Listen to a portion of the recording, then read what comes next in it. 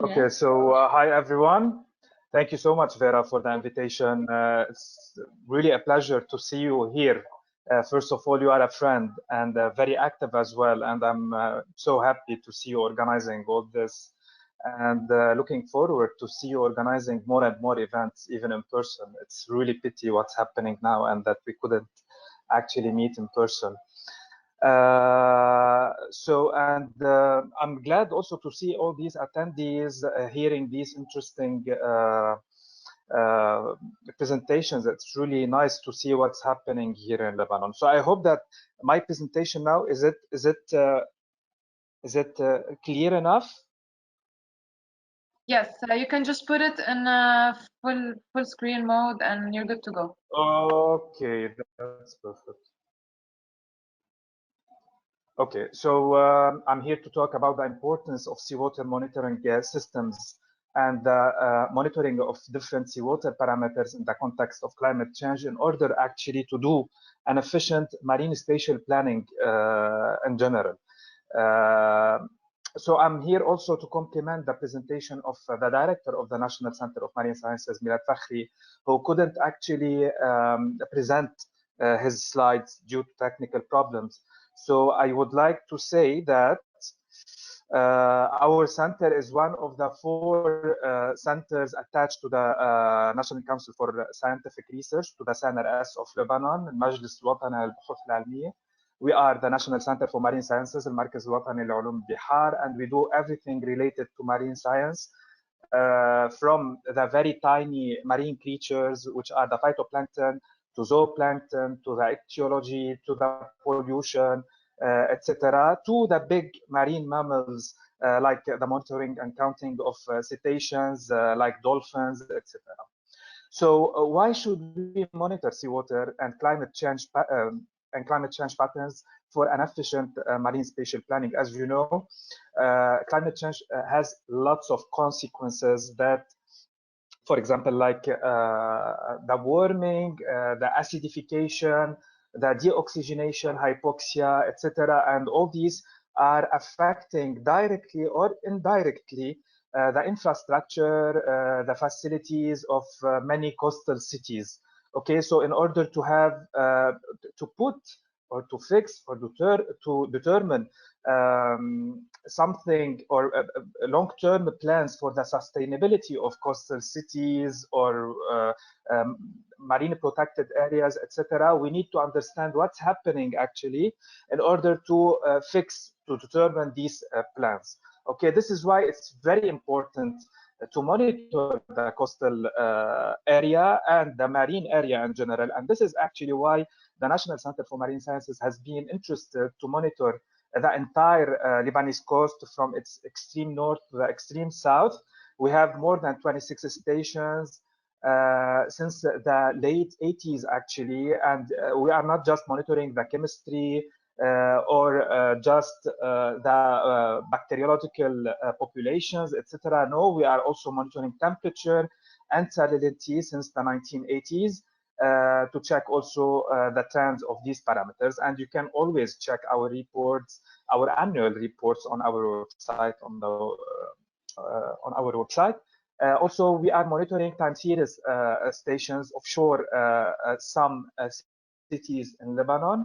Like, for example, one of the most important stations are B1 and B2 offshore Batroun.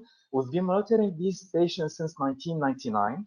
And parameters like temperature, salinity, nutrients, primary production. Here we mean by primary production, which is reflected by the concentration of chlorophyll A, and also for the plankton, the biology, phytoplankton and zooplankton since 1999. But actually, before 2012, we didn't monitor or measure anything related to ocean acidification or to the biogeochemistry of the Lebanese waters. Then the ocean acidification topic was getting more and more attention, actually. And we were realizing more and more that it's posing a threat to not just to the open ocean, but also to the coastal marine ecosystems, including the Mediterranean Sea and, of course, the Lebanese waters. And that's why we were interested to increase the parameters we are already studying in Lebanon, and also to extend our time series stations. So not just offshore Batum, but also offshore Beirut, and all this with the collaboration of the team of the CNRS.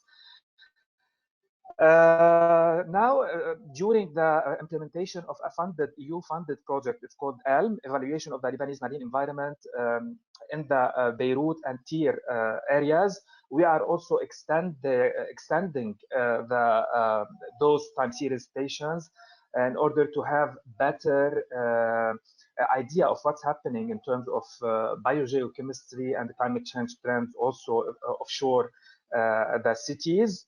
So how do we study the ocean acidification, for example, as one of the consequences of climate change?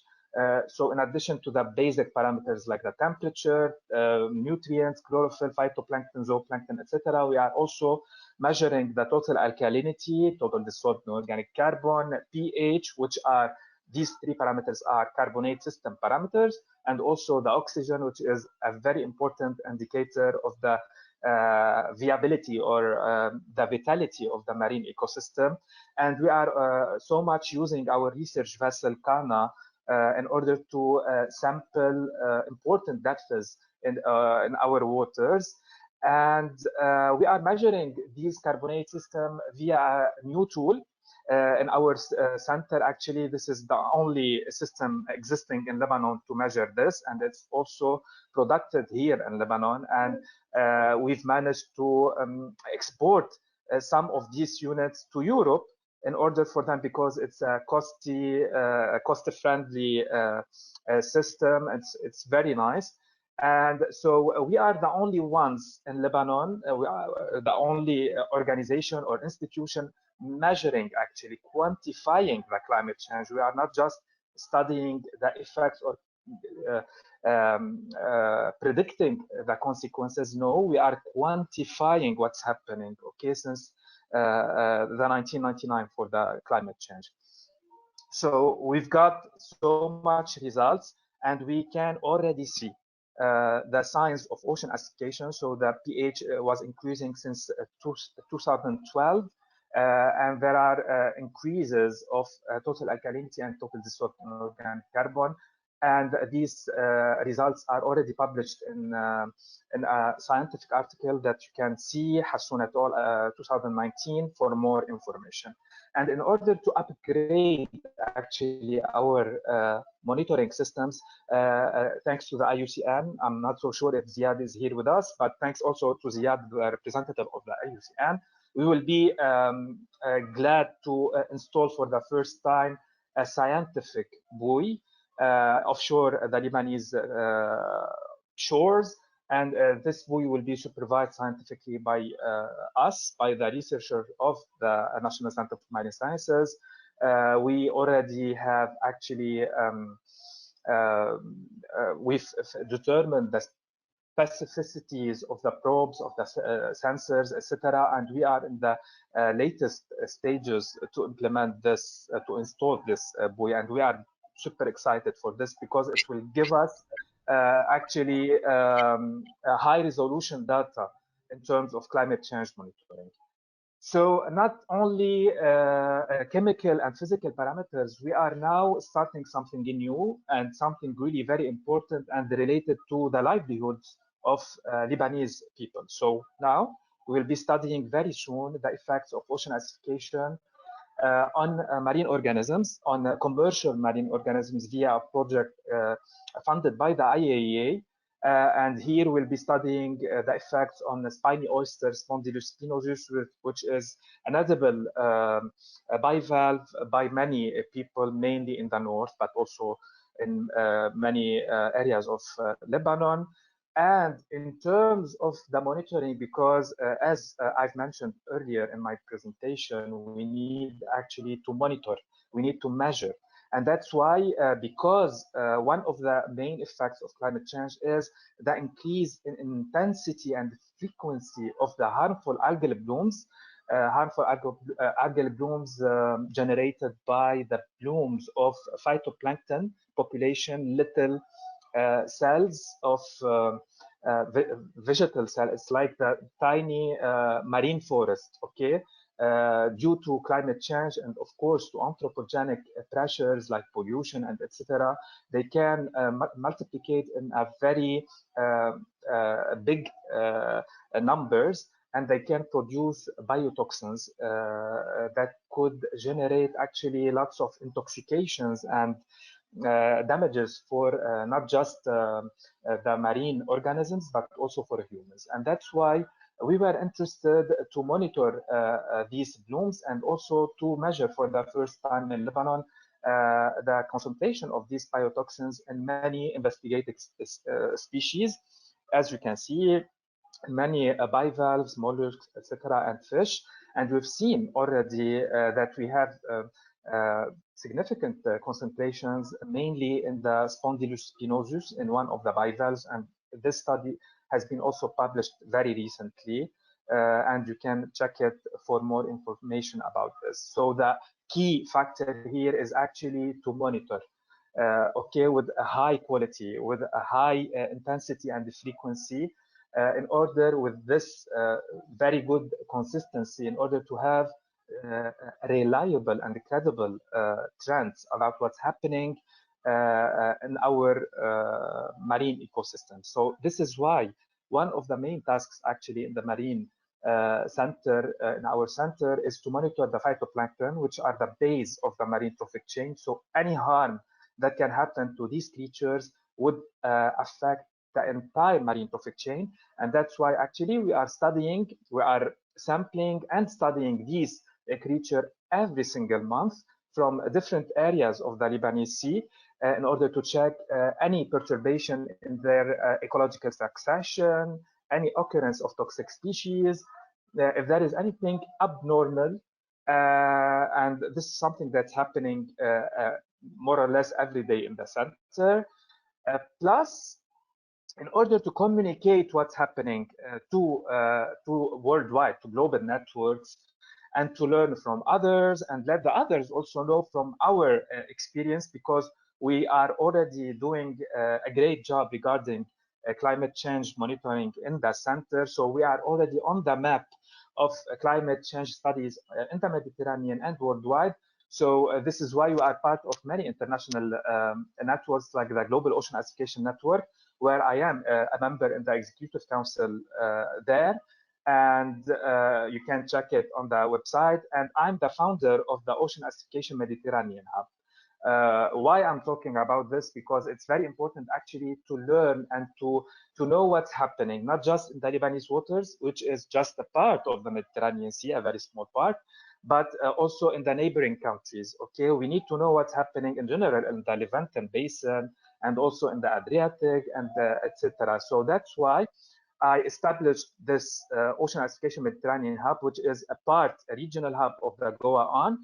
And we have around 50 scientists on board. And we are trying to always discuss our results, the obstacles, best practices, how to proceed and upgrade with this field, because it's very tricky, very important. How can we, for example, buy certified reference materials, because our work depends so much on expensive materials actually to have high quality data, etc. And also we are on the Ocean Acidification Information Exchange, where also any one of you can be a part of this Ocean Acidification Information Exchange and get in touch directly with any scientist there to get more information about this. And we have also our platforms on social media platforms, Ocean Acidification Mediterranean Hub. And also we are part of the MEDAC experts, so the Mediterranean experts on climate and environmental change. I am a corresponding lead author in their new report actually, and this we are very glad to be a part of this very ambitious report, because it's really summarizing what's happening not just in the Mediterranean Sea but also in Lebanon. And this is something very important, because we are already always trying to put Lebanon on the scientific map. Okay, sometimes our work is being neglected in such reports. Okay, and we are always interested actually to involve our colleagues, our works in Lebanon. That guys, we are here and we are doing so much work. See us. Okay, but that was something very important because this report is really good, and this is an infographic of the preliminary results. However, for the results, they will be published next week during a conference that everyone can attend. This is the summary of the report in French. So the next conference, it will be this one between 16 and 18 November, mid 2020. It will be summarizing so much scientific outcomes like the Mistral project, the MEDEC, etc. And you are invited actually to be a part of this. And I'm responsible for the ecosystem chapter. So as I told you, why we should consider actually seawater monitoring. So to establish an efficient marine spatial planning, we need to understand what we have actually. So the status quo of the physical, chemical, and biological features.